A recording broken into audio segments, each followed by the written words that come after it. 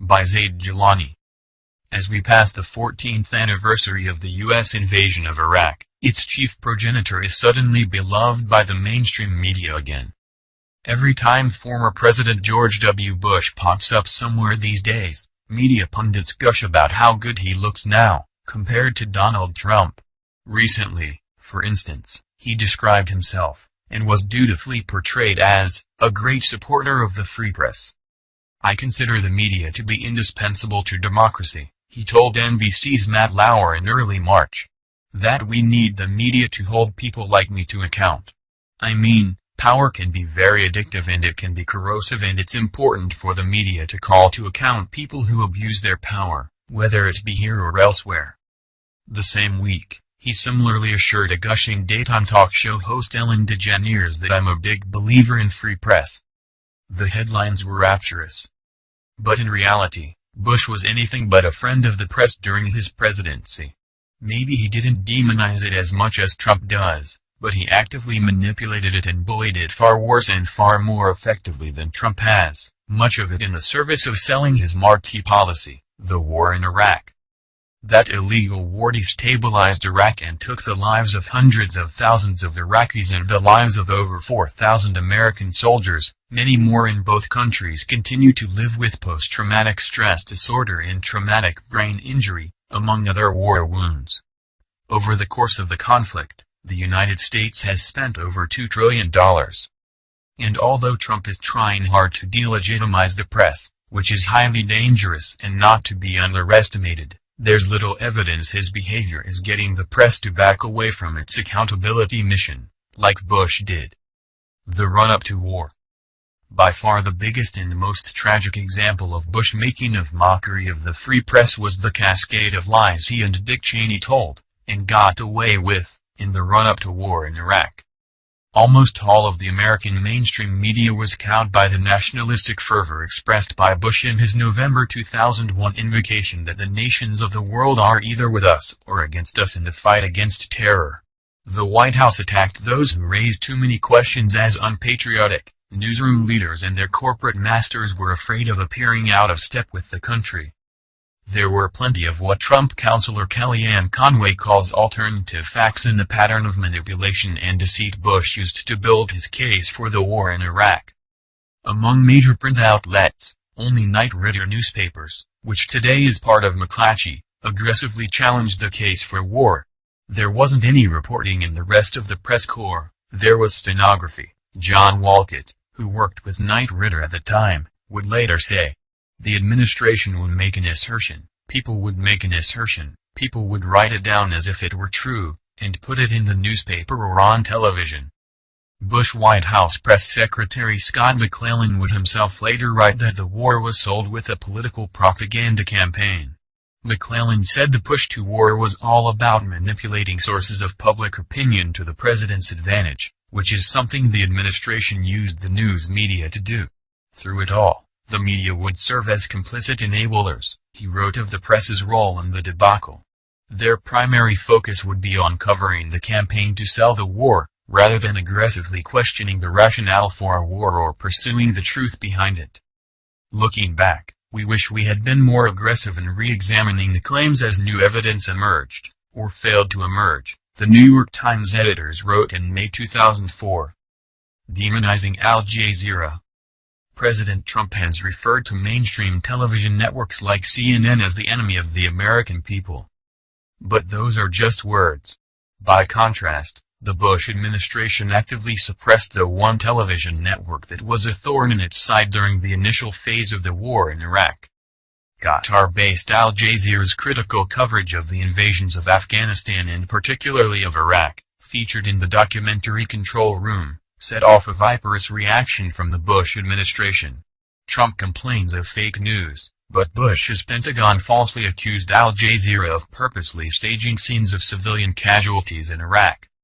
When the network obtained exclusive footage of videotape addresses by al-Qaeda leader Osama bin Laden, National Security Advisor Condoleezza Rice asked 5 major U.S. television networks to limit their coverage of the tapes.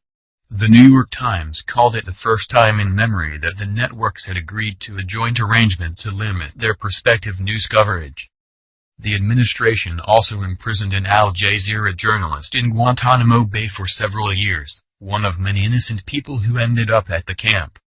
Alongside this campaign of demonization and attempted suppression, the Bush administration bombed the network's offices twice, ostensibly by accident. First, they struck the network's bureau in Kabul in 2001, which destroyed the office but left the staff unharmed. In April 2003, one U.S. missile struck the Baghdad office, killing Al Jazeera cameraman Tarek Al. Author Ron Suskind, in his book The 1% Doctrine, suggests the Bush administration was not too upset following the bombing in Kabul. Inside the CIA and White House, he writes, there was satisfaction that a message had been sent to Al Jazeera. In 2005, the Daily Mirror published the minutes of a 2004 meeting between Bush and British Prime Minister Tony Blair, describing how the American president suggested bombing Al Jazeera headquarters in Qatar. The memo suggests that Blair talked Bush out of it. But the Bush White House never directly denied the story. Cowing the press about torture. When the American people learned that the U.S. government had set up a global network of secret prisons where it tortured detainees, the Bush administration set out to manage the media fallout by insisting that the brutal techniques that it had authorized, including waterboarding, were not torture. I've said to the people that we don't torture, and we don't, Bush told interviewer Katie Couric in 2006. Vice President Dick Cheney referred to the torture techniques as an alternative form of interrogation, and Attorney General John Ashcroft also insisted that waterboarding isn't torture. The media went along with it. Mainstream outlets instead used the government's euphemism, enhanced interrogation, or other more polite phrases rather than using the word torture. New York Times Washington editor Doug Gell in 2009 explained that because Bush didn't call it torture, that made it a matter of debate. In 2011, executive editor Bill Keller said that referring to the CIA techniques as torture would be polemical. In 2014, The Times finally decided to call it torture, 8 years after it let Bush tell the nation it wasn't. Punishing skeptics and leakers. The administration also took harsh steps to punish those who challenged its official narratives. Recall the 2003 outing of CIA undercover operative Valerie Plame after her husband, Ambassador Joe Wilson, wrote a New York Times op-ed contradicting a false claim the Bush administration made about Iraq's acquisition of uranium from Niger. The administration's leak of her name to columnist Robert Novak was largely seen as payback for Wilson's defiance.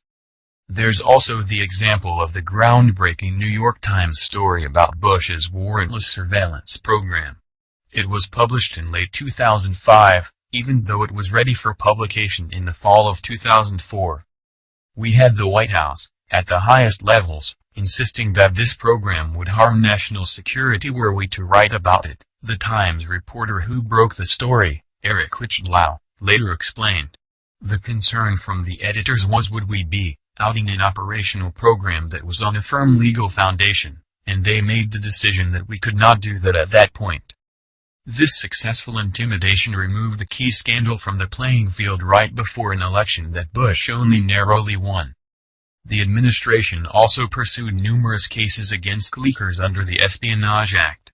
Although the prosecution was not completed until the Obama administration, it was the Bush administration that began the investigation into NSA whistleblower Thomas Drake, a military veteran whose career prospects were ruined even though the espionage charges against him were eventually dropped. So far, Trump's approach to the media has been to endlessly insult them, calling them everything from fake news to the enemies of the American people. And White House Press Secretary Sean Spicer held one press gaggle where he disinvited CNN and a few other outlets that have reported critically on the administration. But the name-calling and other petty tactics have hardly cowed the American press. Unlike during the Bush years, the media has not been intimidated by the president's outbursts. Instead, with a few exceptions, such as when the administration deploys anonymous sources to make terrorism-related claims, it has been emboldened. By being so adversarial to the press, Trump has made them more adversarial. For example, when President Trump talks about possibly waterboarding detainees, The news media now has no problem referring to it as torture. And while the news media compliantly repeated the Bush administration's lies used to take the country to war in Iraq, Trump's lies are more aggressively challenged, as the media has started to make fact-checking the president a major part of its operations. The difference between how the two administrations dealt with the media is also illustrated in how they approached the annual White House Correspondents' Association dinner, a longtime D.C. tradition where the president, other political elite and the press corps and celebrity guests revel in each other's company.